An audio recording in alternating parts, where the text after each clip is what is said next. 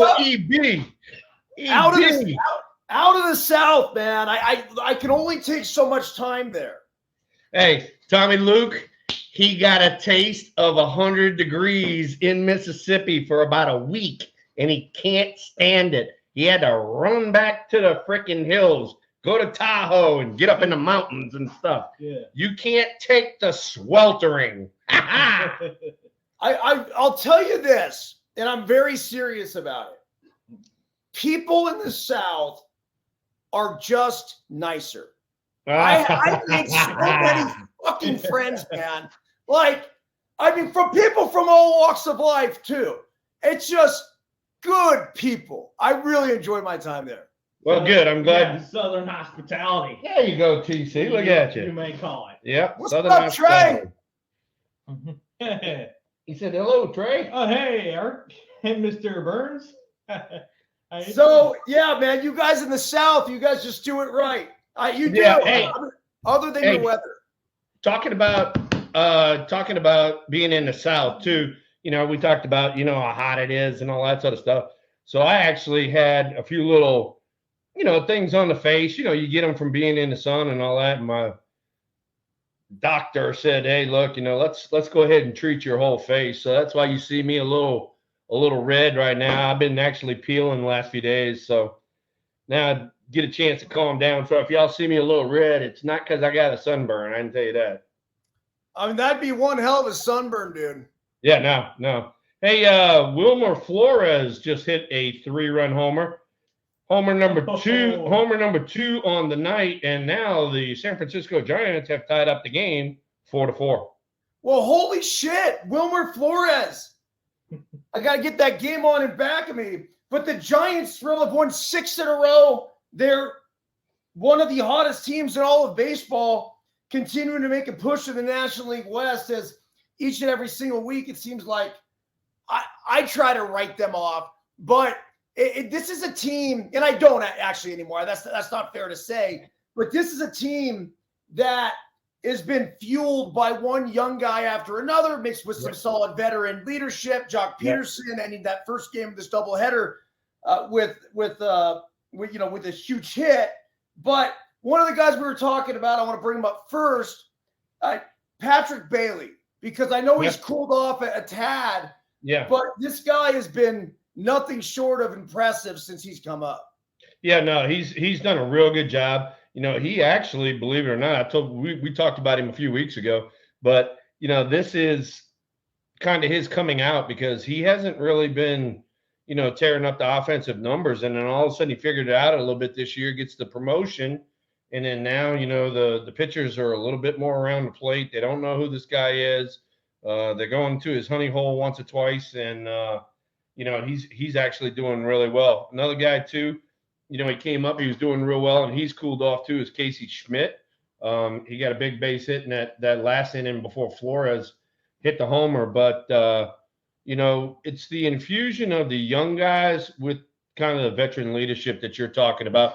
And another thing too, and I don't want to overlook this, is the fact that our bullpen has been freaking lights out. Yeah. I mean, Camilo Duvall's got 29 saves already, and you know, the Rogers brothers are doing it from the right and the left side. And I mean, everybody they've been chunking in that bullpen down there has been doing a great job.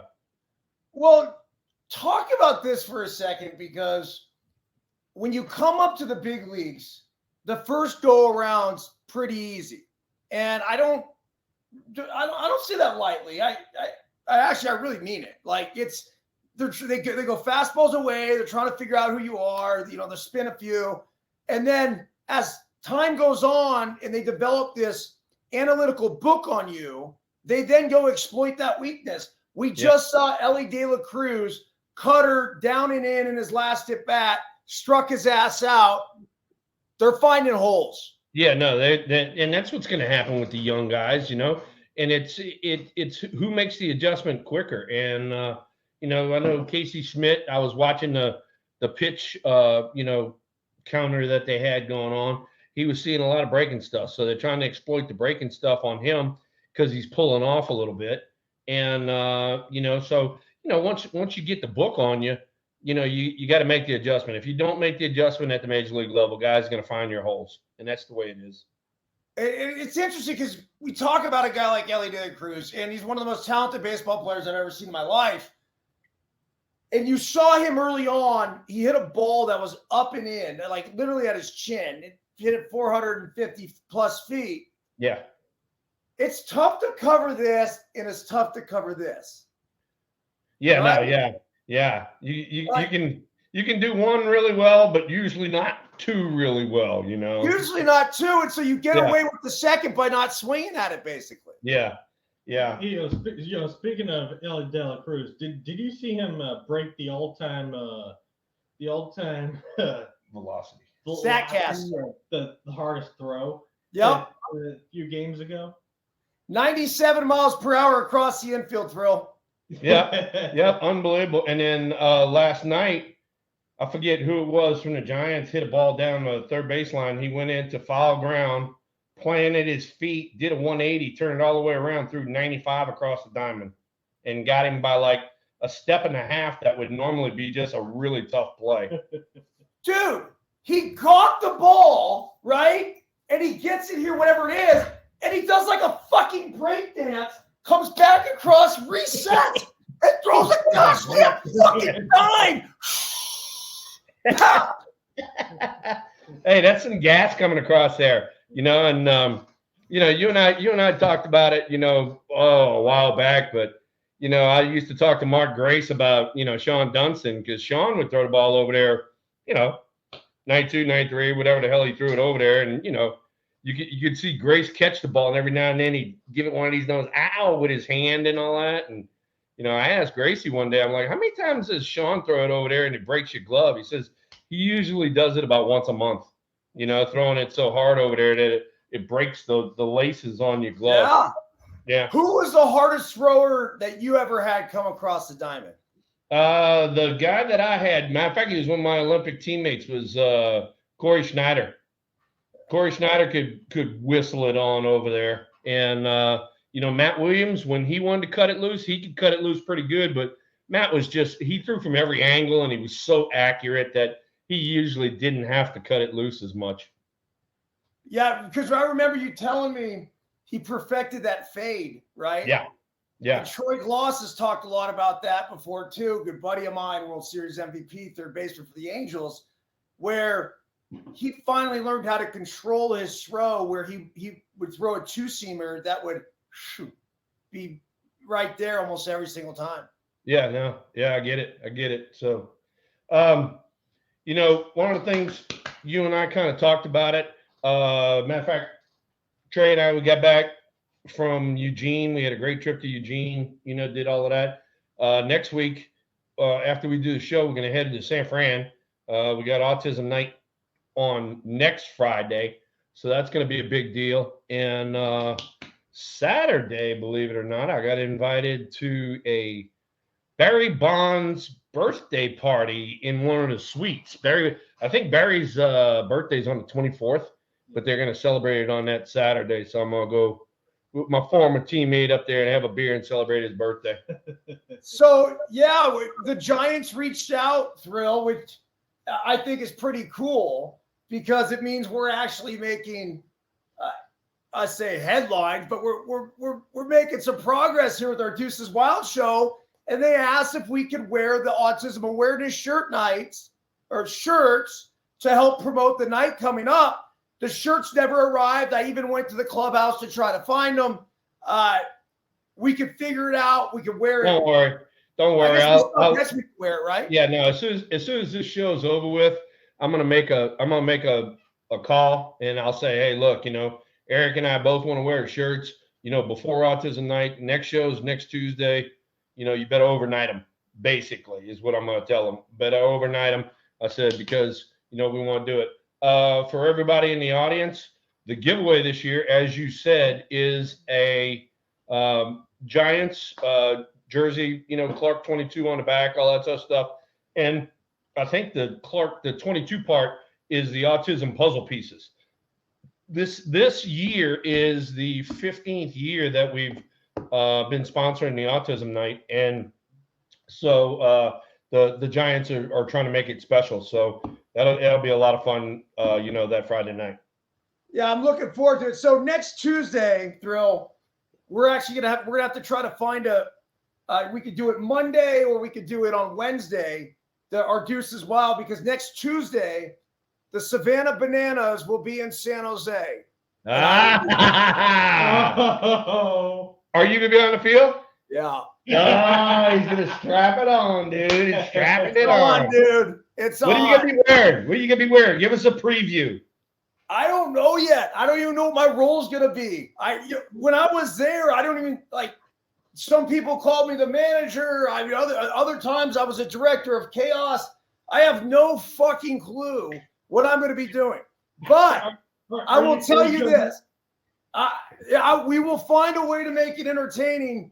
And I have a pretty good feeling it's going to involve an on-the-field broadcast reporter. Oh, no. Oh, yes. Right there with the players as they're taking their at-bats, as they're in the outfield. Just something else that look, the Bananas have made a name for themselves by doing things that nobody else does. And in the world where we're now starting to get some of these mic'd up situations, we saw in the All-Star game last week, which is pretty cool. We think it might even be cooler if you have somebody with the boots on the ground report, and think of it as like the weatherman that's in the middle of the storm with all this shit flying around him and everything happening. And a report out there. There's 150-mile-per-hour gusts, and they're hanging onto a light pole. So, back to you, Jeannie. Storm's just passing through. Mr. Burns, are you going to be wearing like a kilt like Jonathan Papelbon wore one time? Yes. That was Trey, that was my standard costume. It was kilt, fur coat, leopard skin, cut off sleeves. It just felt right, man. I was right at home. He always wears his fur coat with a cut off sleeve. And then, that's pretty much, and Tara just jumped on here, so I got to mess with her too, but that's pretty much your standard operating procedure is wearing something where your sack can come hanging out. Yes. You do it with the coaching shorts, and so that's you. Put a kilt on and let your sack hang out. Yeah. The question is whether or not I wear something under the kilt. But they say it's not even a kilt. You ain't got a hair if you don't go commando, Jack. Come on. Oh, that's a really good point, bro. So, hey, right now, you're wearing one of my favorite shirts of all time. Oh, yeah, the Battle of the Bay, baby. Bro, that's you and Big Mac with an 89 World Series pennant as you're tugging for it. Yeah, needless to say, this was the pennant or the poster and everything that came out, for the World Series. And then, every few years, it's kind of funny. Every few years, it's almost like people bring it back. It's like a retro type thing. Yeah. And I know that like this shirt this got brought back for, believe it or not, the jersey retirement. And, they sent me one, sent Trey one. Yeah. And, another one that they brought back too is Remember to Stick. It's not a little logo on the front, but on the back, it's a big picture of candlestick and, hey, remember to stick, all that sort of stuff. So I have a hat that is a Candlestick Park hat. I wore it to your ceremony. Yeah. Yeah, you sure did. That was cool as shit. Dude, we're coming up on a year now since they've retired your jersey. Can you believe that? You're right. I mean, it'll be, July 30th. It'll be when we're out in San Francisco. So pretty interesting. That was one of the coolest weekends that I've ever been a part of. That's for sure. Well, cool. And I appreciate you being on the field with us too. It's a lot of fun, being able to have, the people that mean a lot in my life on the field with me. And that was a good time. So, who else I think about when I think about that weekend, because I spent more time with him than just about anybody, is Bruce Bochy. Oh, yeah. And here he is. Like, Think about how life changes in a year. He's Yeah. kicking it at your retirement ceremony, shaking hands and kissing babies, living the luxurious life, talking to me about fitness. And now he's managing the Rangers. Trey, he's right in the thick of it right now, dude. Yeah. And you know, here's another thing too. I mean, you and I kind of touched on it a little bit, but now we get to expound on it a little bit. Is like, look at the guys who are kind of old school guys. Yeah, they listen to the statistical stuff, but then they do it kind of seat of the pants in their gut instinct. Look at the Dusty Bakers and the Bruce Bocheys. You know, they're in first place or right there at first place. You know, I mean, so you know, and another guy that kind of is old school, you know, is Dave Roberts over there, you know, in LA. Even though they do a lot more statistical stuff in LA. Yeah. But I noticed when he runs a game kind of old school like Bochy does. Well, it's cool because I've always felt like the best blend of a manager that I've ever had with the numbers and the instincts was Bob Guerin. And so in LA, Dave Roberts has Bob Guerin right next to him to help with that situation. A question for you, dude. And Trey, I don't know if you saw this, but Wiz Khalifa, you know, famous musician. He even told me about this today. Yeah. He threw out the first pitch at the Pittsburgh Pirates game. And apparently he went out there and he was on fucking mushrooms. Trey told me about it, and I go, no. And he goes, yeah. I go, well, maybe that's how he operates, I guess. And I've never, I don't listen to Wiz Khalifa at all, unfortunately. So you don't need to. If he's throwing a baseball on mushrooms, what do you think he's doing for everyday life? Well, so this brings up a really good question, Thrill, because Wiz Khalifa threw out this first pitch on shrooms in Pittsburgh, and there was another famous Pittsburgh pitcher that actually pitched a no-hitter on LSD. Doc Ellis. Trey said that. We had this conversation at lunch today, and I just sit there and I go, Trey, I can't imagine. I can't imagine as hard as it is being absolutely screwed up out there and just I had one of them numbers, you know. But Doc Ellis had some good stuff. I can tell you that. So, all right, there's a few different things here, and there's a thing that became very big in the Silicon Valley about 10 years ago, maybe a little bit more, and I'm sure it's been going on longer than that. They actually, a lot of the top CEOs of these tech companies started microdosing LSD, and they were, they were doing it so they could become more creative in their business and whatever they're doing for their products or whatever else. Well, obviously the Doc Ellis situation was a little different. There's infamous stories about the Red Sox and taking shots before games and, you know, when they were down 3-0 to the New York Yankees and how the shots of Jack helped them come back. Have you ever seen or been a part of guys that you played with actually getting fucked up during a game?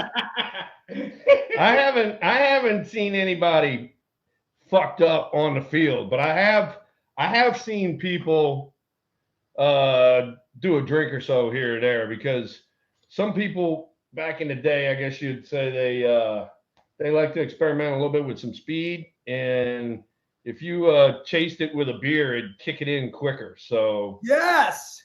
Yeah. So I mean, what was the greenies with the beer is what it was. Yeah. It was funny because I would have the beer, but I would never do a beer like before a game. No. But now that I've explained to you my situation with greenies. Like as soon as I took a greenie, and I went like everyone else was like going through the roof. I'm like, dude, this has mellowed me out. Every now and then, doing what I do now, you know, when I go around these minor league teams, I'm like, all right. I said, about time for a freaking rally beer. And they all look at me like I'm crazy. And I'll go in there and I'll get a Coors Light, take a few sips, go out there. And it's like clockwork. Somebody will score a run or 2 runs or whatever. For real. Yeah. And Trey's seen it. Trey's seen me do it. So when I was in the Dominican, and it's funny because Ellie De La Cruz played for the same team I played for in Dominican. It's called Licey. We're like kind of like the Yankees of the Dominican. Like it's just the most championships, the whole deal, or whatever. So the Dominicans, like during the game, and I'm talking multiples, and I learned this really early because I came in one night and it's hot as shit out there, right? I mean, it feels like basically the weather we were just in for the past 2 weeks in Mississippi. But I come off and it's hot and humid. Like I'm running out to the field. And in the corner, I believe it was Ronnie Belliard. He had his big thing of Coke. And I'm like this, like running out. I'm like, dude, I need something. I'm like, no, Ronnie, Bobby, is this stuff behind? And he's like, he like looks at me like this. He goes, my Coke? Yeah, está bien. So I grab it and I take like a huge freaking swig off of it. Like, and then all of a sudden it was like, bro, it was fucking Jack. And there might have been a splash of Coke in there, but that's it.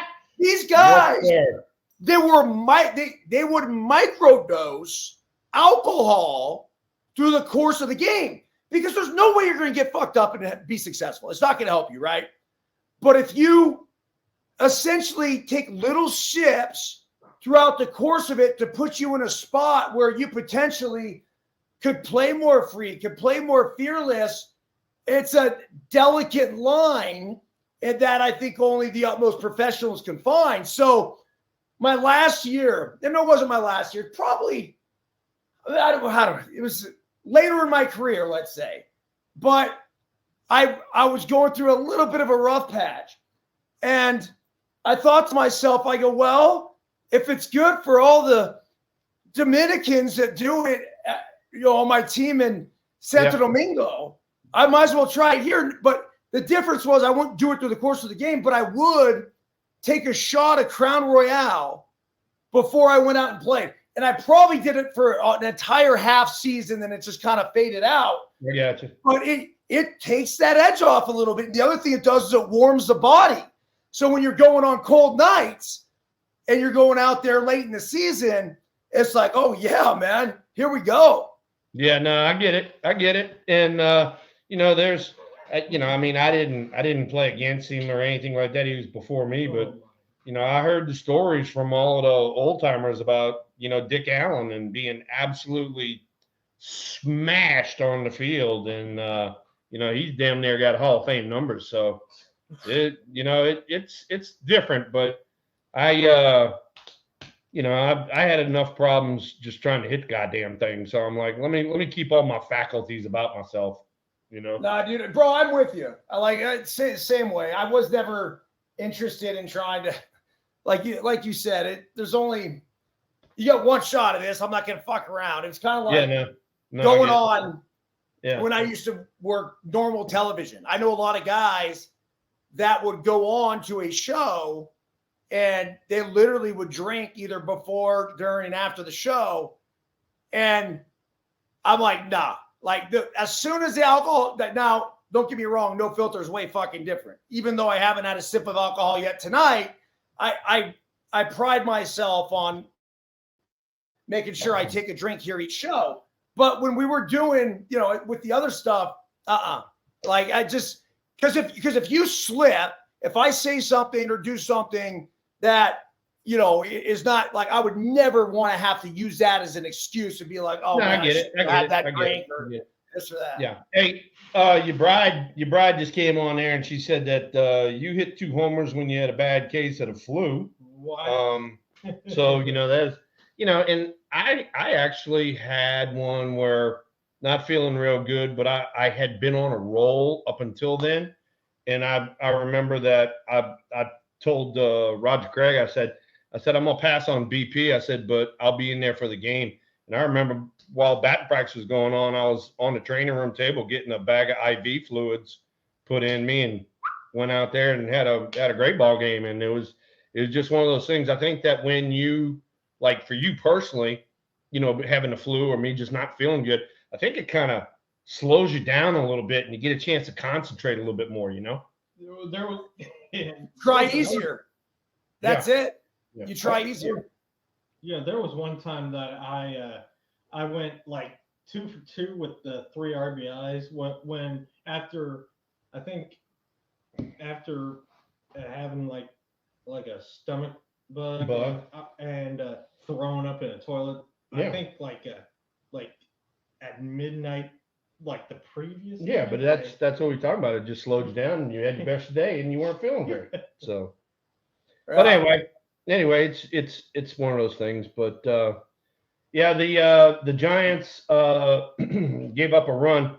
DeSclafani started this game, and he only went 2 innings. He must have been on a pitch count because this is his first game back from the DL, and they brought in Sean Manaea, and he had a throw in there that led to a run scored.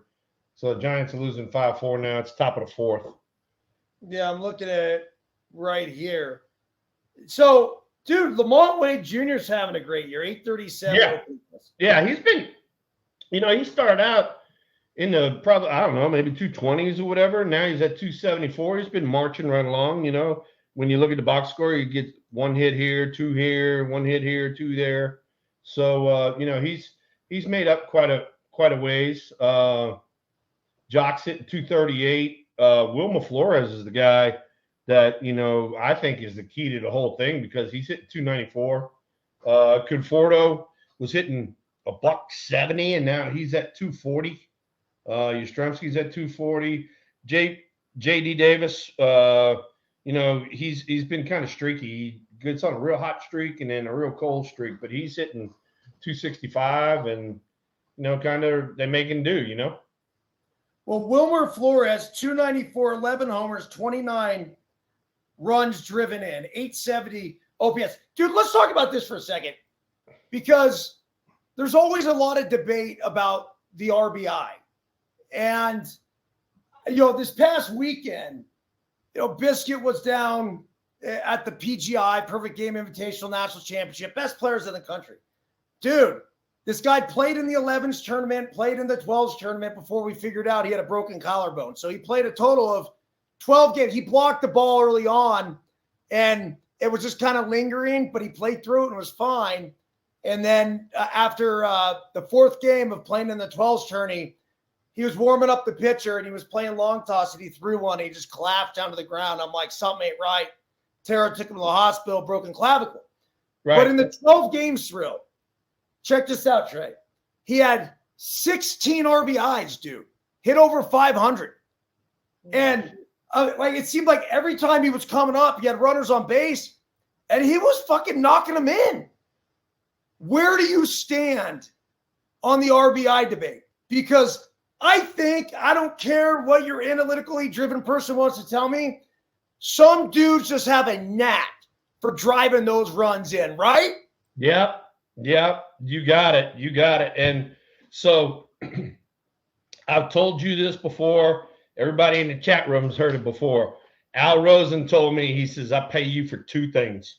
He says, I pay you to drive in more runs than the other guy and touch home plate more than the other guy. So he was big on RBIs. And that was one of my fortes. I loved it, man. I loved to be in that spot, that position. And, when I'm going around, and then that's like going to Eugene. That was a perfect example. Trey will tell you because Trey sat in the hitters meetings with us. I was like sitting there listening to some of the hitters meetings. I'm like, all right, what's this guy got? And like nobody would volunteer any information. I'm like, which one of you guys has faced this guy already? And everybody would raise their hand. I said, well, then you guys know what he's got. Why don't we volunteer some information to help our teammates out?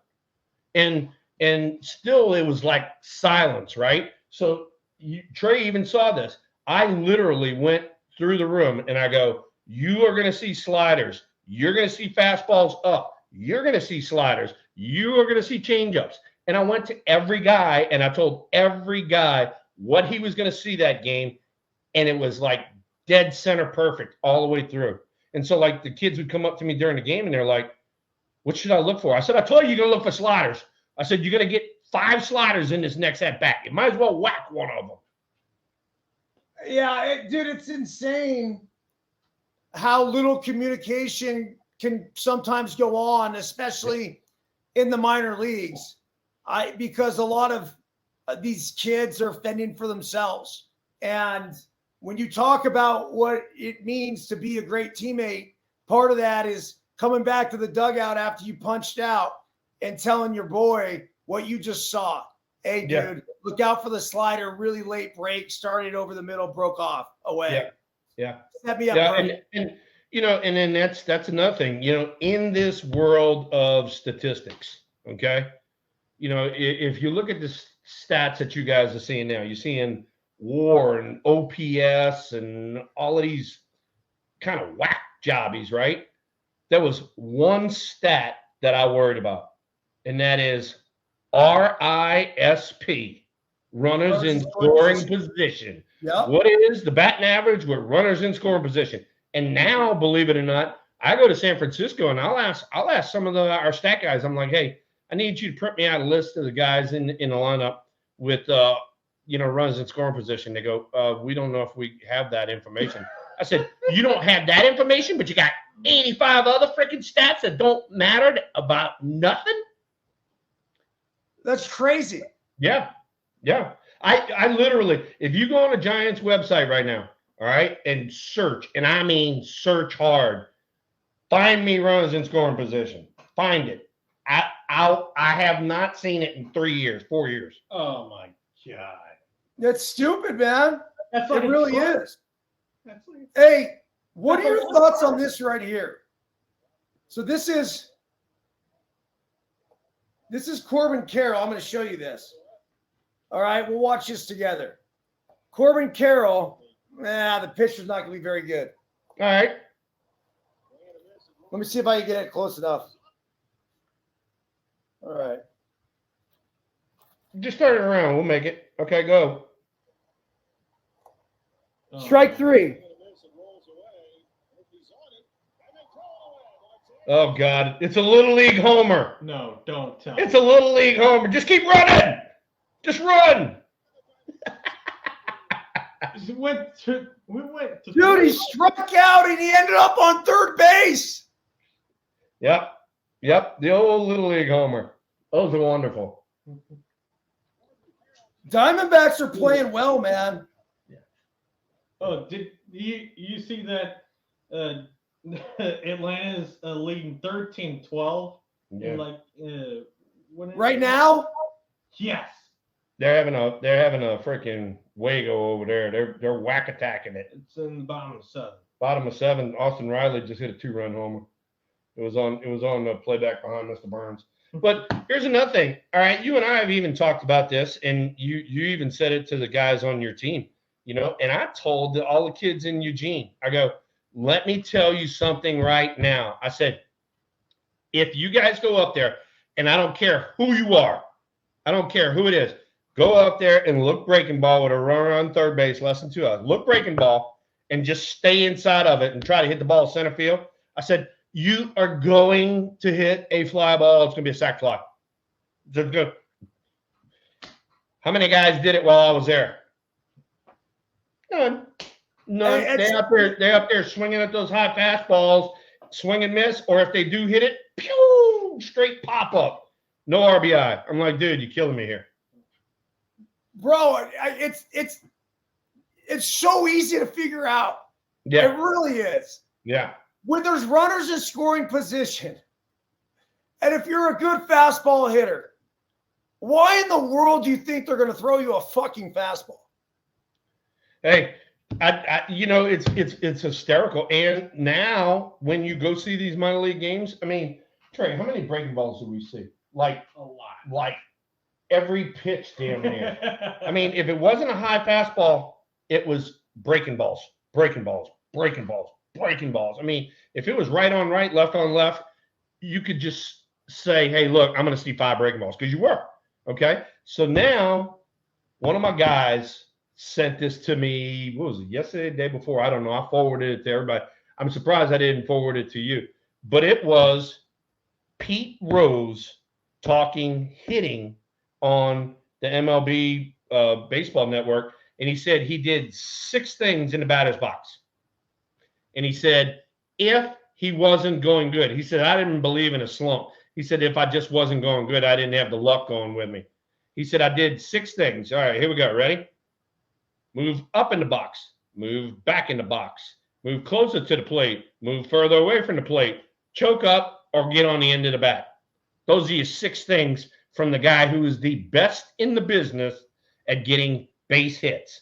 And if you can't learn from that, and you and I have talked about it. I moved around in the batter's box. Keith Hernandez and I had big talks about it. I choked up. I came off the end of the bat with 2 strikes. If not, I was down on the bat. When you start hearing the best that's ever been, and he says those 6 things, and you and I are talking about it damn near on every show about we did this, we did that. You need to pay attention, guys. You need to pay attention. We're not out here wasting our hot air for nothing. The one thing that I demand from our players is make an adjustment. Because if it didn't work on that pitch, like, what makes you think it's going to work on the next one? Right. So we had a couple of our big boys, Thrill, this past week that they were seeing pitching that they hadn't consistently seen before. It was every guy, I'm talking 75 to 83 miles per hour at 12U. It's insane.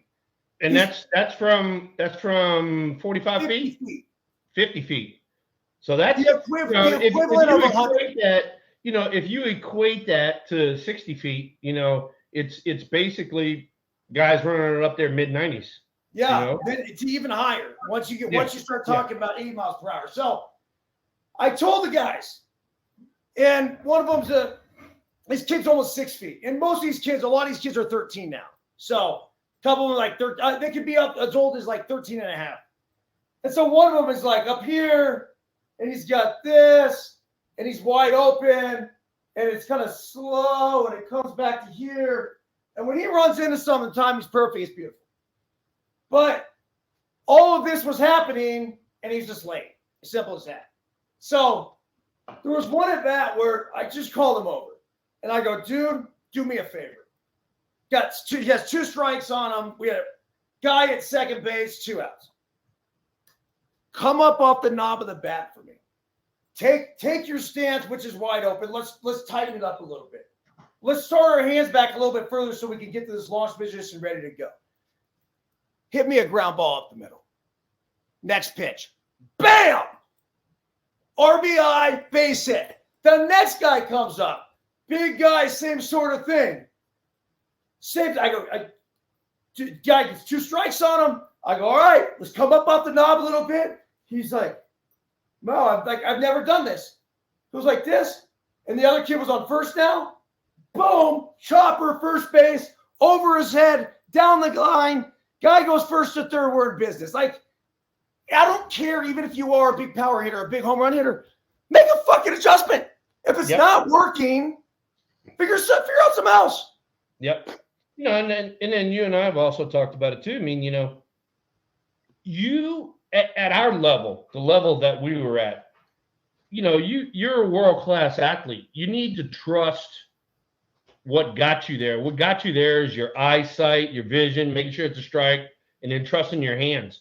And that's like I tell a lot of people. I said, if I'm going to punch you, you're going to flinch or put your hands up or whatever. Your hands are so quick, it's unbelievable. And to make the adjustment that you're talking about and put the ball in play, you're gonna do great things. So, question for you: 5'4" Cincinnati, by the way. Yeah. Peterson up. He had the big double in the first game. So there's a YouTuber, Trey. Like, you might have seen him before. He basically has made like tennis baseball a thing. and is pretty famous now, where he was a college tennis player. He had a couple of buddies that were baseball players. He'll serve balls at like 160 miles per hour, and they'll go out and he'll throw guys out at second. He'll get behind the dish and hit it with the racket. He was doing that with the kids out in Mississippi. So he came up to me. He's like, hey, would you want to like shoot something with us? I said, well, yeah, of course. Like, what do you guys want to do? He goes, well, we want to hit one-handed homers. I'm like, what are you talking about? He goes, well, there's this thing that Adam can do where he's a tennis player. And because of like this, like wrist action that he has, he's able to like whip the ball out of a ballpark. I'm like, seriously?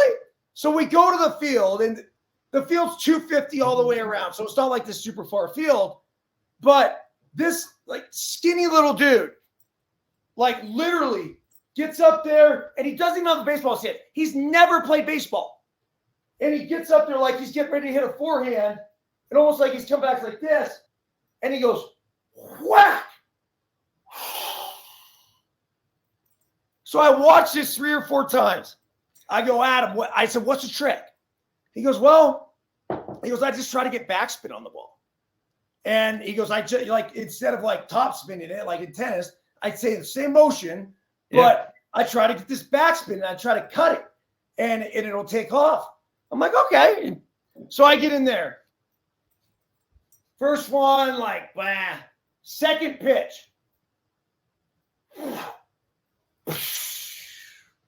Fucking gone. I ended up hitting probably no less than 8 to 10 homers in 20 swings. It was nuts.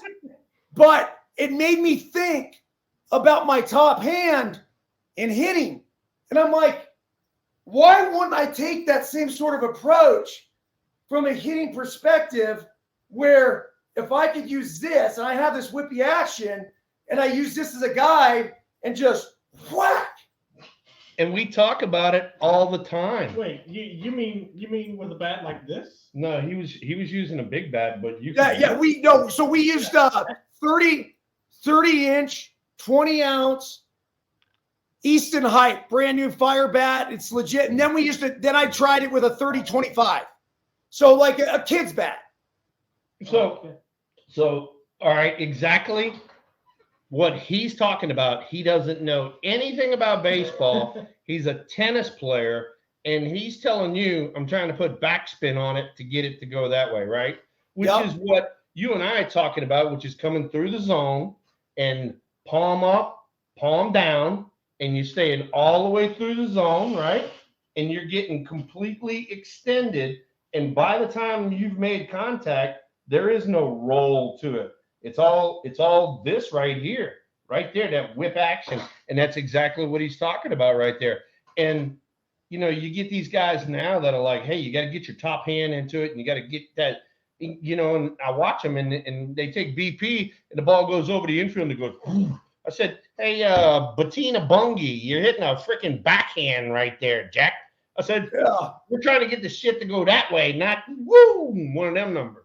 Dude, the other thing is, in doing that and showing how easy it was, I sure as fuck wasn't doing this. Ready? No. Like, where's this come from? I was watching a team take BP. And, dude, they were big. They were physical. I'm like, man, this team's going to be like a team to be reckoned with. And they're a nationally ranked team. And so this is right before the tourney started. And I saw like their guys, they all had the same swing. They're like this. dropping everything like this. Dropping everything like this. And they were hitting these, what looks like high fly balls or maybe bombs in the batting cage. Dude, I went and looked at this team's numbers. They got fucking donkey stomped, man. Bro, because that shit will work off BP, but that ain't working off 79 miles per hour, bro, from 50 feet. It's just not fucking happening. No. Have you seen the a video from Certified Hitting Guru where Gordy Gillespie, a coach, remember who he is? Yeah. He taught him not to like go this because you end up with a sore shoulder and stuff like that. Remember we talked about you need to keep your elbow down? Yes. Keep your elbow down, keep your shoulder down, and that's exactly what Mr. Burns is doing. Yes. Because remember he said, we're not doing that. He was pulling that elbow up like that. As soon as your elbow comes up, all right, your hands drop, barrel of the bat drops, you're under the ball, and you're done. Tony Gwynn said it best, bro. And I just watched this clip the other day, and we've talked about it before. All right, wait a second. Conforto just got a knock, RBI. Luis Matos is in the game, and let's see what happened here. So Matos pinch hit, and it seems like they took Lamont Wade out the game for whatever reason. Yeah, they did. He's out the game. Yeah. Matos singled to center. Yep, and then Conforto got a big base hit and drove in Matos. Yeah. So now we got first and second, one out, I think. Yeah. Well, there's either none or two, probably two. No, we got first and second, 2 outs now. How is Yastrzemski been doing? He's hitting 243 right now, and from what I've seen, he's either red hot or he's been missing it by a lot. I know they were throwing a lot of cutters in on him. There it is, right there. Another guy. There you go. So this is the kind of shit that I laugh about. We hadn't even paid attention to the game. We just turn around and go, okay, here comes the cutter in. Wham! There's your cutter in. And these kids in Eugene won't listen to you. So high heat. It's 95 miles per hour inside. So it's 3 balls, 1 strike. Runner at first or runner at second. So 2 guys on, 5-5 game. And here's the pitch from Law. There's a slider, they call it, right down the middle. See, that's what I'm telling you. Look, that's a 3-1 pitch with 2 runners on, and he throws a 3-1 slider. I'm telling you, it doesn't matter this in minor leagues, major leagues. You can look breaking ball the whole time, and you're gonna be right. No slider. Wait, another breaking ball. It's hysterical. I mean, I sit there and I watch it, and I'm like, dude, y'all got to challenge somebody with a fastball sooner or later. You can't keep flipping up them breaking balls, and that's why I was telling those guys in Eugene, man, look for the breaking ball and just stay inside of it. The ball's gonna get in the air. Well, let's see what he gets here. I think he's probably going to go back to the fastball, but I doubt it. He's going to try to backdoor the slider. If he was sitting outside, unless he's got a changeup or a split. But I'm not throwing him 3 straight sliders. No fucking way, right, Thrill? He's got to come back with the inside heater. You would think. Let's see. There it is, 95. He leaves it middle in. Deep drive off the wall. 1 run will score. 2 runs will score. Bam! That's the beauty of having the runners running with 2 outs. Gotta love it, baby. 7-5 Gigantes. And once again, that ball was literally. They're trying to go. All right, they're trying to go up and away. That ball's absolutely perfectly right down the middle. Nice job, yeah. What? Why the fuck would you try to go up and away? He left it like middle in. But why would you try to go? You were jamming them in, right? You set up a fastball lane to freeze them, and you go with the fastball up and away? Yeah. Like, that's a shit pitch. Yeah, no. And that was one of the things, he got on by. But that was one of the things I said about, some of the pitchers when I wrote my report on Eugene was, great stuff. I just didn't like their sequencing. And that's the thing. That right there is exactly the sequencing that you and I are talking about. When you're beating a guy with a pitch, you have to stay with that pitch. You can't go somewhere else. Yeah. And that's what they did. So, But so hey, how are they calling pitches now in the minor leagues? Do they have the pitch comp thing? they got the clock, and the com thing is a personal preference. If you want it, you can use it. If not, and I don't know why, but everybody in Eugene, they just went straight signal. So it was fine. It was just like watching old school baseball with a shot clock on them. So I think that our signs, our one of our coaches likes calling the game. And I think there was a team, maybe multiple teams, but specifically one at the end that had every one of our signs, man. You got to be so cautious now of teams ripping signs, especially at this level. Really? Oh yeah. I don't. That surprises me. I wouldn't think freaking 12 and 13-year-olds would be stealing signs. Oh, dude. Hey, they have a whole operation. When Trey was playing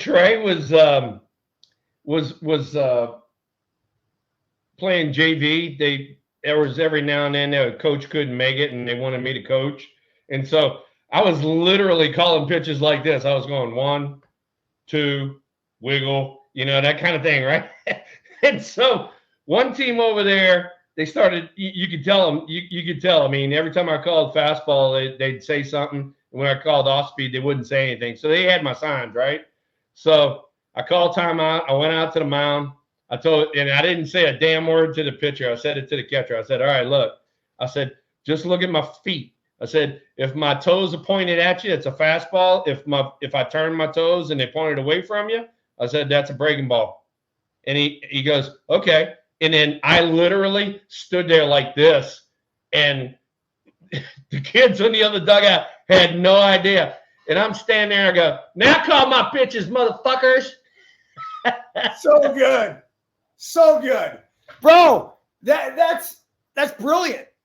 Like I don't want to give away all my secrets, but like we do a lot of shit like that. We'll talk about it later, but another thing too is like, we talked about, runners on second base, and Trey and I have talked about this, where, if you're taking your lead and you got your hands dangling like this and you got your palms open, it's fastball. As soon as you close your hands like that while you're taking your lead, breaking ball. We did that. We did shit like that, So, I mean, there's so many ways to call pitches that if your dude's getting, jerked around, no, you'd be able to do something else. Well, that's why, like in the big leagues, I mean, everything's pitch calm, I guess, right? Yeah. Nope. Yeah. Do you know exactly? I think we've talked about this before, but exactly how does it work? They're like taps, and it comes from who? The pitcher? All right. So the pitcher has a microphone in like the band of his hat. The shortstop has it as well, and I think the second baseman can have it. And the catcher has the little box that they put on their shin guards, and when they hit the buttons, it registers in the microphone. You can turn the volume up, you can turn the volume down, but if you hit a button, it'll say fastball in, and you shake, you hit a button, it'll say slider away, that kind of shit. So this guy hadn't found it. Whoever this dude is just came in the game. Daniel Duarte, he is not anywhere near the ball, the old strike zone. No, Blake Sable's up right now, looking to do some damage. Yeah, and then now he's got second and third. Hey, is Sable is catcher his natural position? Yeah. I think he came through minor leagues as a catcher, and then they started in spring training. They had him trying to play a little outfield and do the utility thing. Because I felt like he wasn't catching when he first came up, was he? Or am I mistaken on that? No, he did. He was catching, but he was also playing left field. Yeah. And I think they had him playing a little first too, because I worked with him at first last time I was in town. Is he a good kid? Yeah, he's a good kid. Where's he from? He and Manea have the same heritage. So what is that, Samoan? California. Yeah, they're both Samoan. So. Oh, really? Yeah. Let me see right here. Let's see what it says. He went to USC. He went to USC, and he is born in Aliso Viejo, California. Yep, Alyssa Viejo. So, Thrill, runners at second and third. We have a base open, 2 balls, 2 strikes to Blake Sable. What are you looking for right hey, look, I'm the same way. I'm not going to change. I've been sitting there watching it the whole time. I am definitely looking breaking ball right here. If he throws me a fastball, I'm going to emergency hack it and try to get another pitch. But I'm looking breaking ball. 2-2 pitch. Fastball. See ya. Yeah. And that's part of it. That was a ball, first off. Yeah. But then second off, if he throws you that fastball, you're not going to do anything with it. Just try to put it in play or foul it off or whatever. But if he throws you that break ball, I'm all over that song, man. Yeah, Dad. Yo. I'm about to head out. Yeah. Hey, what about Mr. Burns? Hey, thank you, Mr. Burns, for letting me on the show. Trey, that's a great T-shirt you got, man. Yeah, bud. Yeah. That's my red, white, and blue dude, man. Yeah. American Custom Pickups. Okay. There you go. All right, see. All right, big boy. Take care. Thrill, talk to me about the Giants shortstop, #1 prospect, just promoted to AAA. Yeah, matter of fact, even Stephen Luker earlier in the chat, he brought it up. Mauricio, Marco Luciano. So, they've been trying to, run him up through the pipeline. He got all the talent in the world. At the lower levels, he was doing real well. He only hit like maybe 235, 240 in AA, and they just bumped him up to AAA. So, we'll see what happens with him. Another thing too is, and you and I kind of talked about it before we came on the show, the Giants, like through the whole system at the All-Star break, we just got through at the All-Star break, not only from the Major League side, but also from the minor league side. The Giants made quite a few moves. So, like, 2 people, one of the starters in Richmond, a guy by the name of Mason Black. He went to AAA, and matter of fact, he had a start. It was either today or yesterday where he just dominated. So he did really well. And then Luciano's now in AAA. There was the kid that I really liked in Eugene that we just saw as a left-hander. He's not a hard thrower. He's from Notre Dame, but he just knows how to pitch. Uses his whole mix. And his name's Michael Bertrand, and he just went to AA. So he got bumped up to AA. Another position player got bumped up to AA. And then 4 guys from San Jose got bumped up to Eugene, which is high A. So the Giants are doing a good job of moving guys right now when they're having good years and, giving them a little pat on the back. Hey, nice job. Now let's see if you can do it for the second half at the next level, Yeah, so since they've gotten rid of all the teams, you still have a low A, which is San Jose. You have a high A, which is Eugene. Yeah. AA, which is Richmond. And then AAA is Sacramento. And then that's all the teams, correct? Yep, that's it. So where do the other guys go? I mean, Arizona? That's the only other option? Yeah, I'd imagine. Yeah, Arizona, Right. We got 2 or 3 teams down there. And then we got Because as they sign guys, and this is probably why you're seeing moves, as they sign guys for this draft, those guys got to go play somewhere. Yeah. Oh, that was another one too. That was another one. Rodolfo just brought it up. Our #1 pick from last year is Reggie Crawford, a 2-way player, first baseman / left-handed pitcher, and they bumped him up to high A. And why they did that, I don't know, because this kid is literally on a pitch count and he can only throw 1 inning. And the last time that I know that I was even like, where the hell was the kid? Because he didn't pitch in like 10 days. They just gave him off. They literally gave him 10 days off. And so now he got bumped up to high A. So it'll be interesting to see what he does there. So we'll see. So is that another 2-way player that they just drafted that we talked about last week? the high school kid from Virginia. Yeah. Yeah. And, kind of similar to Crawford. Crawford's a big old dude. He's 6'7". And then the high school kid's like 6'5". So, I don't know what the deal is. I guess it's Ohtani, and him doing it two ways. And now everybody thinks that's a new fad. But, unless Crawford can pound the hell out the ball, he better stay as a pitcher because he's throwing 90, 97, and Pete Kinney's on here going, hey, Will, is the Giants going to trade for Ohtani? That would be probably a big no.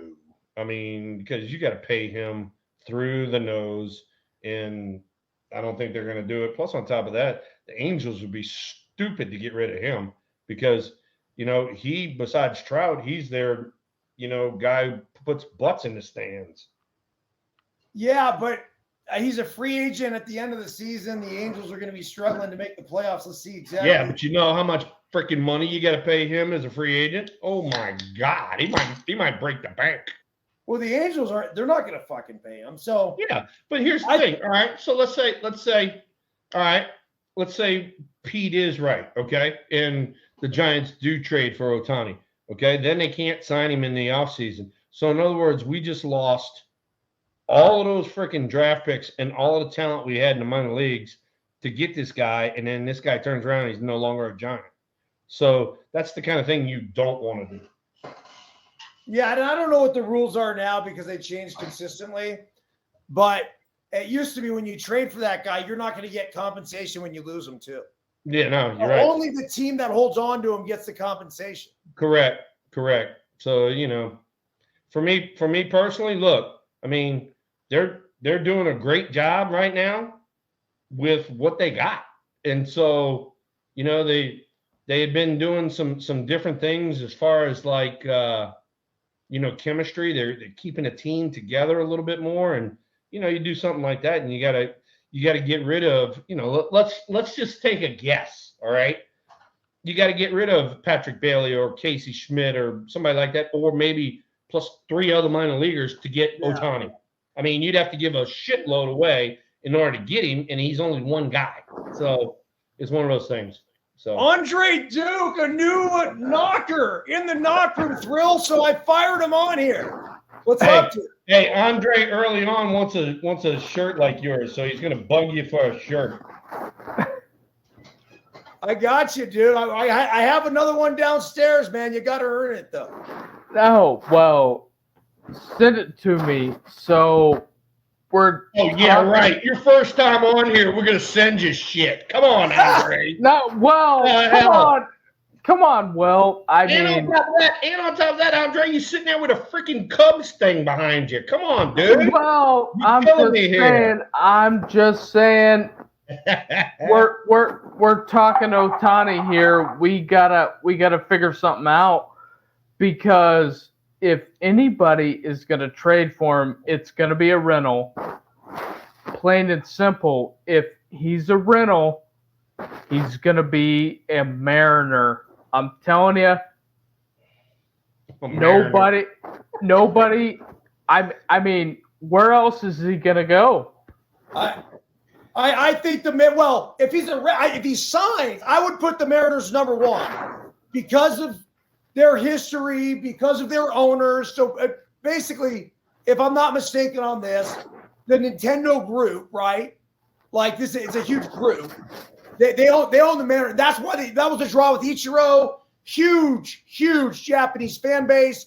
They're the team that can really get the money out of them. They pay him $600 million. They'll fucking see every last dollar of that back. It might take more than that, though. Well, I think if he doesn't sign there, he's going to be a Yankees/Red Sox. I mean, I could be wrong, but I don't think he's going to a Midwest market, or he's going to be a coast guy. He's either going to be West Coast, East Coast. I don't think the Giants will shell out for him, pay him the extended contract, but I could see somewhere like San Francisco making a sign and trade deal making him a rental or him going down to Houston. Possibly for a rental. I mean, if you're going to rent Ohtani, you got to be a team that's going to win the World Series. Like my spot in the playoffs is already got like Tampa, right? Your spot in the playoffs is solidified. You think you got the bullets to do it. You add a guy to put you over the top, then it might be worth it. Hey, Andre, where are you from, man? Where you coming to us from? I'm from Fort Wayne, Indiana. Thrill? So, Fort Wayne, nice. yeah, same city as the Tin Caps, the Padres high affiliate.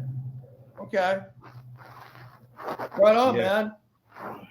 How many times you been on No Filter? I love that you hit the knock button right away and you're fired up, ready to go. Your picture looks great.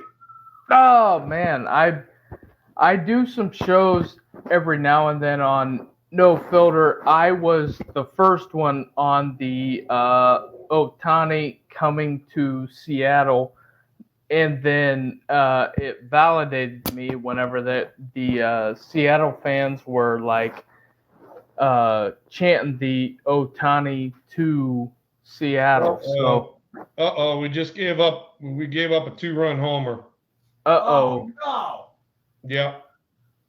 You know, weren't we just up 7-5? I just turned my back. That's the guy that just got to the big leagues, Encarnacion Strand or whatever. Yeah, he's got the longest hair in the history of Major League Baseball.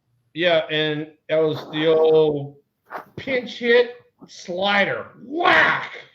Dude, that's his first big league knock. Good for him. Really good for him. Jonathan India now. That is tough sledding. So, Andre, you're a big Cubs fan, I take it. Sorta, but I'm realistic. He got his ass called out. He's got Cubs shit all over the place back there. He got called out. All right, just admit it.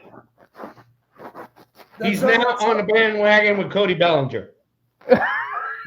No, Cody Bellinger and Marcus Houston, or not Marcus Houston, but Marcus Stroman are gonna be down in Houston. I'm telling you, they're trading them. Hey, they're going a lot to. of shit you're telling us. All right, I'm gonna sit here, and probably first week in August I'll go. Okay, now who's on what team? So now we got a little more levity here. There he is, ladies and gentlemen. Sideways out of his fucking mouth. Hey, Battleborn Mike, welcome to the program. Hi guys. Cheers. Cheers, fellas. You need that, Battleborn, because you're dropping the Santa Claus on 105 degrees in Reno right now, so you need that. Yeah, it's been a bit warm here. A little too warm for fat kids, I tell you that. Hey, how's the peppers and the pickles? Good? Peppers aren't worth a shit this year. The pickles are off the charts, man. I got you. The pickles are coming in bushels. There you go. Well, I had all of my tomatoes got drowned. I mean, we had so much rain that, see you later, they're all gone. Did you guys do the pace supply thing this year? So I missed the first one because I was on my cruise, but I'm making the next one. So that'll be end of August. I will see Battleborn, and I'll be doing the pace supply, and I'll be pulling some triggers and shooting at a range and everything. Oh, are we going out to Jarrett's? You think I'm not going to? He's been freaking inviting me for forever. I hope you're going because I'll be there too. Oh, I know you will. You're going to get your ass in there. What's going on out at Jarrett's? So Jarrett has a place out. It's maybe 40 minutes, I guess, from Reno. Yeah, it's about 40. Ranch or whatever. And they do a lot of long-range shooting. They do like 1,000 yards and shit like that. And so they didn't talk about me coming out there and pulling the trigger a little bit, so I'm going to do it. Do it. How what's the furthest shot that like you can actually make? Like, it can't be much more than a few hundred yards, right? Dude, these I wish you're not even messing around. I'm not kidding you. The longest shot, like to kill somebody in combat is like almost damn near 2 miles. Come on. Swear to God. Burns, the longest shot I've made at Jarrett's is a mile on a silhouette the size of a human. Oh. Ooh. Hey, what you got right there, Luca? Which card you got? What's the yellow one? This one is a 1958 Tito Francona card. Oh, really?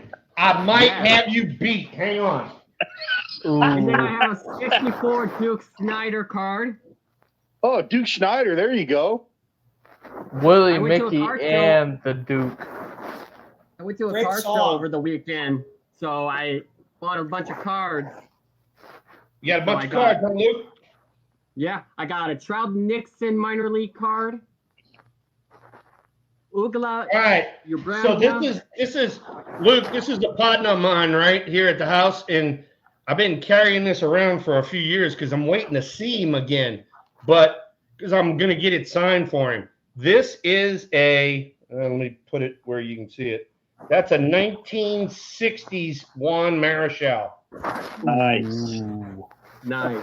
And I he saw wants- people he- have that, and they wanted like $10 for it. I'm like, I wish I had. You guys could lean with me with it. Yeah, no, he wants it signed, so I've been carrying it around every time I go to San Francisco in case Juan's there. I'm gonna get him to sign it, and I hadn't seen him in years. All right. Question Hey. for everyone. Hold on a Which Griffey second. would you play for?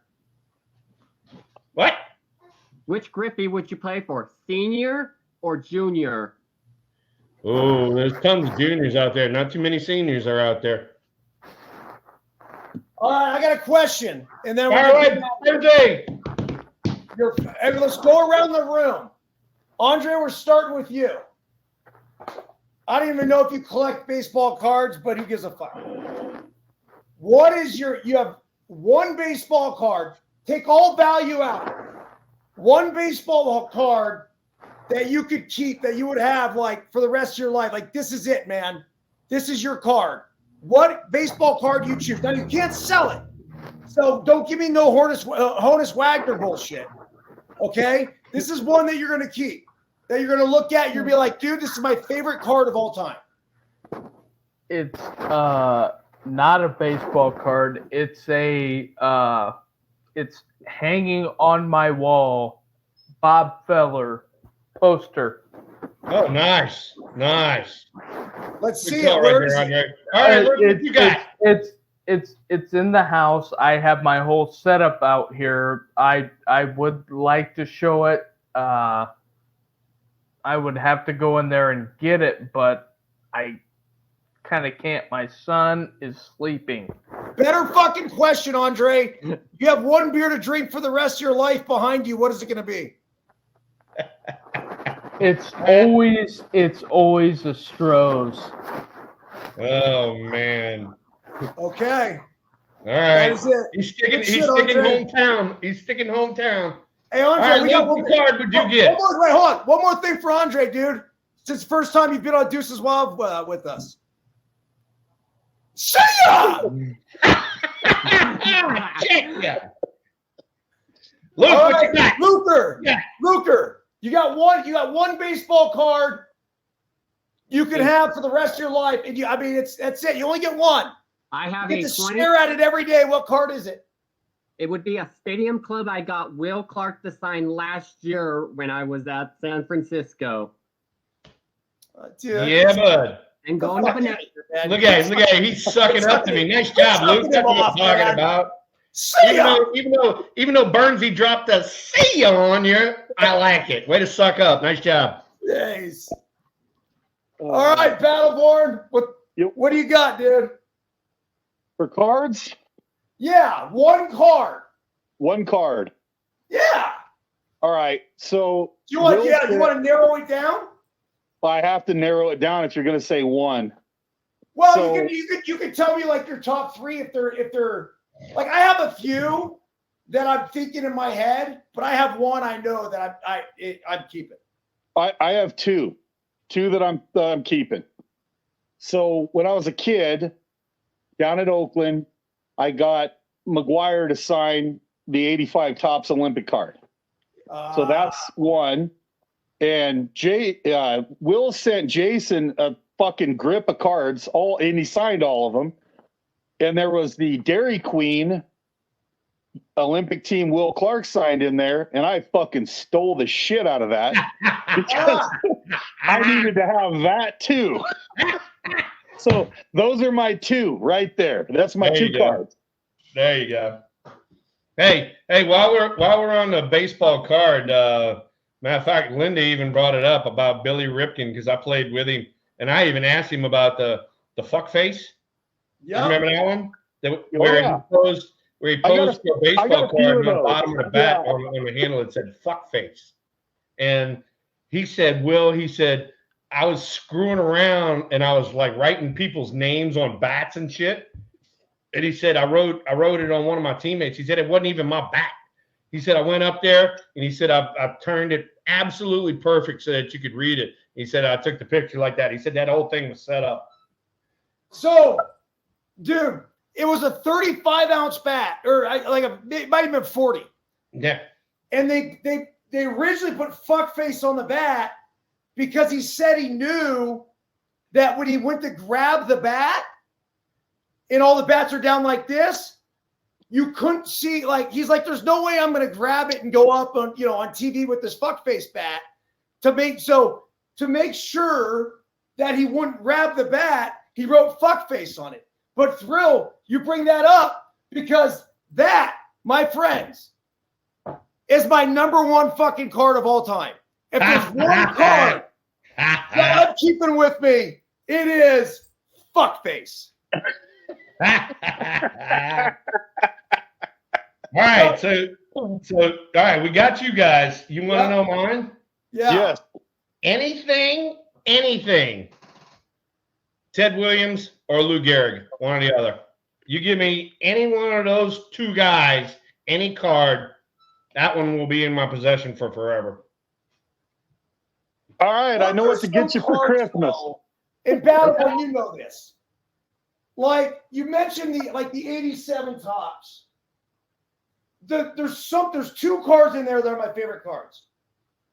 The Mark McGuire 87 one where he's in the green uni. Yep. Where he he's like this. And then the other one I love it with the wood and the pinstripes is the Don Mattingly 87 Topps. Don Mattingly's nice. Yeah, that one's a good one too. Dude, it just looks at that again, like throw out value, throw out rookie card bullshit, whatever else. Like those are the ones that really touch home. But you also, I think the first expensive card first card I bought was that 1980 Ricky Henderson. Got that. Yep. Crouched down, ready to steal. And then my daughter asked me, she said, what's the most you've ever spent on a baseball card?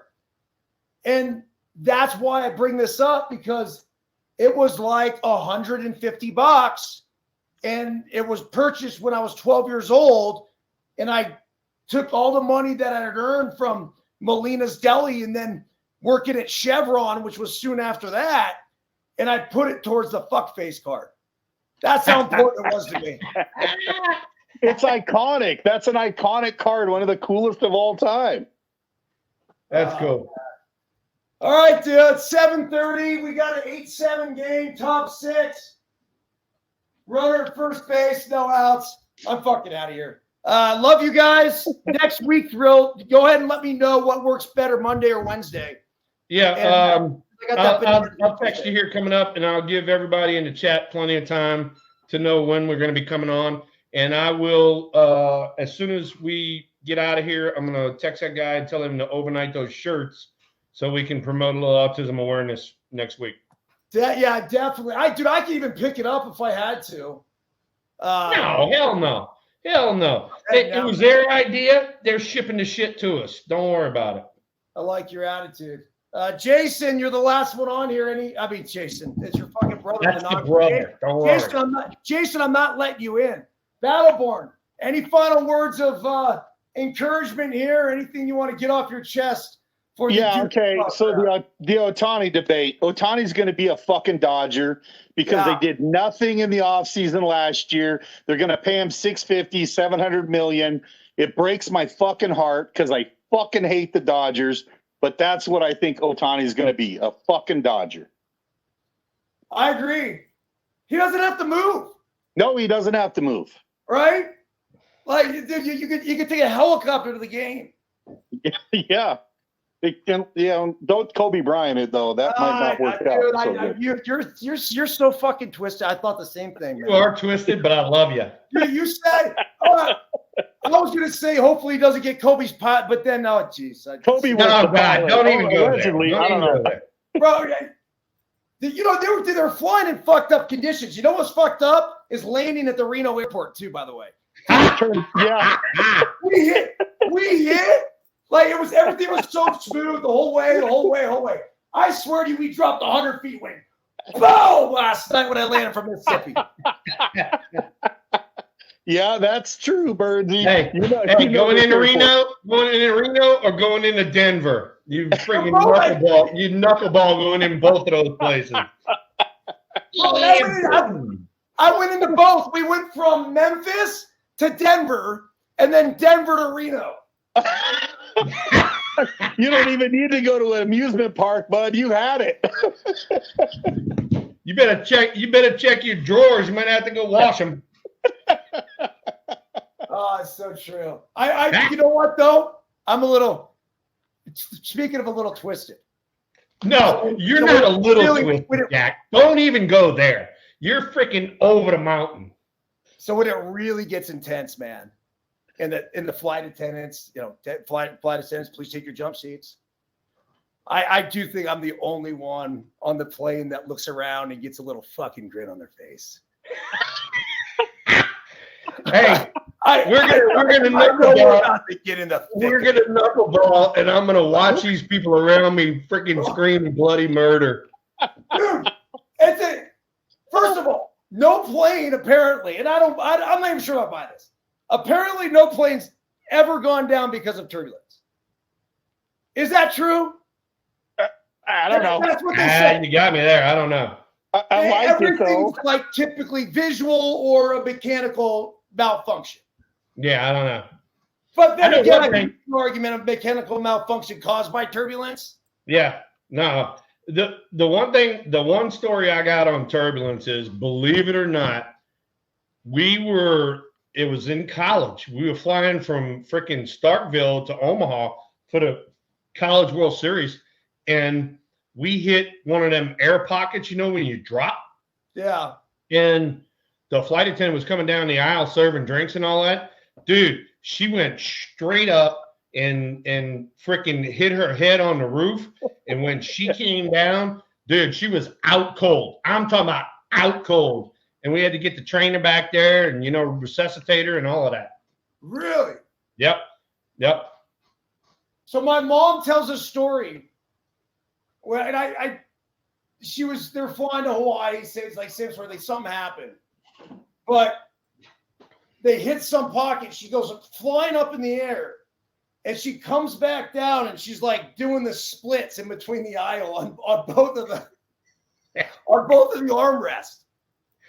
It's no joke, man. I mean, air travel's it's the real deal. They do say it's way safer than a car. It's the safest form of travel that there is. Yep. Statistically. Hey, I got one for you, a funny flight story. So my mother is fucking deathly afraid to fly. Like, she's a white knuckle, grabs everything, the whole flight. So my parents go to Hawaii every couple of years and spend some time there. They're at Hawaii, and my dad's driving the rental car, and they drive past the island hopper, the helicopter deal. And my mom says, we should do that sometime. My dad fucking locked the brakes up, put in reverse, and pulled in. Because he's like, your mom would never say it. So it's time now. Yeah. So they had a DVD made of it. So Sandy and I are up at my parents' house watching this DVD. And they got the cockpit kind of film. My mom's in the front seat next to the pilot, and I'm like, I asked my dad, I go, is there a fucking dog in the plane? She's like, what? He's all, what do you mean? I said, what's that crying? What's that whimpering? He starts laughing, and my mom gets all red-faced and mad. She goes, God damn you. He said, that's your mother. In a helicopter. Yeah, getting ready to take off to go fly over volcanoes and waterfalls and shit. But she was a trooper. She did it. Oh, that's funny. Yeah, so I tried to take one of those flights. Tara said no. The volcano was erupting when we were there last time. And it was like, I mean, I'm talking people were losing their homes and shit. Oh, and shit. So I wanted to be up close. I want to see the damage, see everything going on. See the lava? Yeah. And so I was trying to convince her to let me go, or like, let's take the family. I mean, how it's a once in a lifetime opportunity to see this shit. Dude, nature's powerful, man. And aviation, it is, there is nothing more fucking like freeing than being able, like, I look at the Truckee Airport, I'm staring over it right now. And to see, and I went to lunch there today at Red Truck. And to see like people walk in, like he's in there, like, all right, Bob, I'll see you later. Next thing you know, I watch this guy get in his fucking plane and just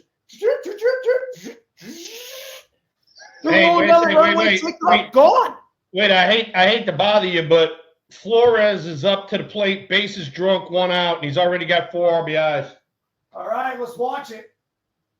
Fastball up in the zone, taken for a strike, hit the top of the zone. Good pitch, probably a good take. This might be a guy that was looking for a breaking ball right there. Yep. Just 1 out. You need 1 right here. Driven right field, another high fastball. Nice play. That's going to score 1. There you go. My ball game. What a fight. Oh! Matos, shit. Is that who that was, Matos? God damn it, that's a freaking rookie mistake if I've ever seen it. Yeah. It's the old Cardinal rule, don't make the third out at third base, you're already in scoring position. Oh, dude. We had a guy the other day. So this is when we were very much in it, right? So we got to the final 16 of this national championship, and then we won that. So we got to the final 8, and then we played the number 1 team in the country, and then we had to play the number 4 team in the country. And there were both times in the game where we had our opportunities, we didn't come through, whatever. But there was one where there's a fly ball, it was like 3-1. It was still a game to our left fielder, runner at third base. And immediately I go, 3. And so he comes up, we're lined at 4. And I'm going to take this back. Immediately, as soon as it's hit, my natural instinct was 4. And then he's running to his left like this. I'm like, he's got no fucking shot. So in the process of this, I go, 3. Catches it, fires to the shortstop. Shortstop gets it. Fires to fucking third base, dude. The guy was going to be out. Right in our third baseman's glove. Drops it down. This guy hadn't scored yet. We're going to get a double play come off. We're going to go put a fucking 5 spot on him and win this bitch. Third baseman dropped the ball. No! Hey. Damn it. It's baseball. He tried to make the tag too quick. Yeah, I get it. He had it. So then you see that a lot with these kids. Catch first. Like, there's a flow and an art to it. But it was right in his glove. Right in his glove. And it was just boom, boom. He dropped it. And oh, well. So, all righty. Well, the shows, this has been one of them. Battleborn, last time, final words. Anything. Good to see you guys. Will, I want that shirt. I'll have to track another one down. Cheers, fuckers. You got it. Hey, you coming to the autism night? You coming to Sacramento to see the Bananas Battleborn? I mean, what the fuck are you doing? When are we going to see you? I'm fucking working, dude. I'm working. Dude, you suck, man. Get the fuck out. Yeah, I do. Yeah. Stay up. See ya. I knew that was coming. As soon as you said no. All right, bro. Next week, just let me know. Let me know what works best. Monday or Wednesday. Either one work for me. That as of right now, I'm open both days. It just kind of what fits in your schedule better. All right, dude. Great All right, show, man. man. We'll see if the Gigantes can't pull out this 8-8 ball game. And what is it? That'd be what? 7 in a row, 8 in a row, whatever. I think 7. Yeah. And we'll see what they can do for the next week, and we'll have some more bullshit to talk about. All right, bro.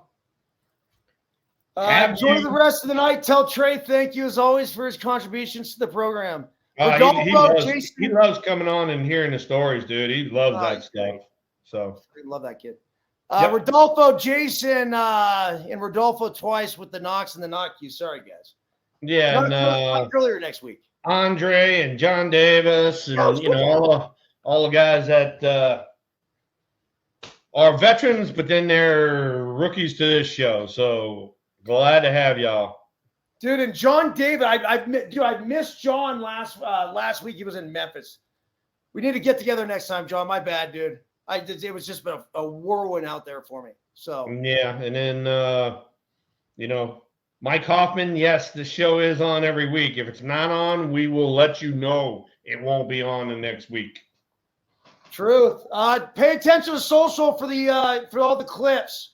Will's a fucking star on TikTok. So coming out. Yeah, soon. I've even got my fucking wrist slapped a few times by the Giants. But anyway, I'm good. Dude, yeah, I tell you, you're putting them on the map, man. You're making them hip. There you go. All right, dude. All right, my man. Well, you have a good one. Tell Tara we said hey, and see you next week. See ya.